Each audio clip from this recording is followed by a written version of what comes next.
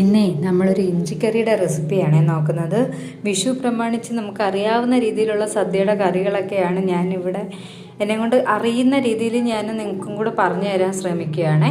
അപ്പം ഇഞ്ചിക്കറി വയ്ക്കുമ്പോൾ നമ്മൾ ആദ്യത്തെ ഞാൻ ചെയ്യുന്നത് ഇഞ്ചി ഇതുപോലെ എണ്ണയ്ക്കകത്ത് ചെറുതായിട്ട് തീ കുറച്ച് വെച്ച് നന്നായിട്ട് മൂപ്പിച്ചെടുക്കുക.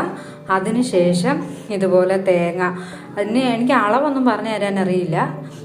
ഇതിൽ ഞാൻ അരമുറി തേങ്ങ എടുത്തേക്കുന്നത്. അരമുറി തേങ്ങ തീ കുറച്ച് വെച്ചിട്ട് നന്നായിട്ട് മൂപ്പിച്ചിട്ട് 1 സ്പൂൺ മുളക് പൊടിയും കാട്ടി കുറച്ച് വേണം മല്ലിപ്പൊടി ചേർക്കാൻ. ആ രണ്ടും ചേർത്തിട്ട് ഒന്നും കൂടെ നന്നായിട്ട് ബ്രൗൺ നിറമാകുമ്പോൾ അത് വഴട്ടിയിട്ട് മൂപ്പിച്ചിട്ട് ഇതുപോലെ എണ്ണ തെളിയുന്ന രീതിയിൽ മിക്സിയിൽ നന്നായിട്ട് അരച്ചെടുക്കുമ്പോൾ വെള്ളം ചേർക്കാൻ പാടില്ല. വെള്ളം ചേർക്കാതെ ആ എണ്ണയ്ക്കകത്ത് അരച്ചെടുക്കുക. അതിനുശേഷം നമ്മൾ വറുത്ത് വെച്ചിരിക്കുന്ന ഇഞ്ചിയും ഇതുപോലെ നന്നായിട്ട് പൊടിച്ചെടുക്കുക.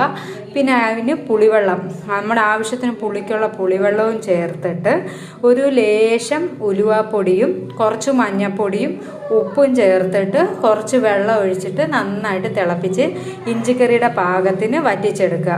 ഇതുപോലെ ഇങ്ങനെ തിളച്ച് വരുമ്പോൾ നന്നായിട്ട് എണ്ണയൊക്കെ തെളിഞ്ഞ് നന്നായിട്ട് കുറുകി വരും കേട്ടോ.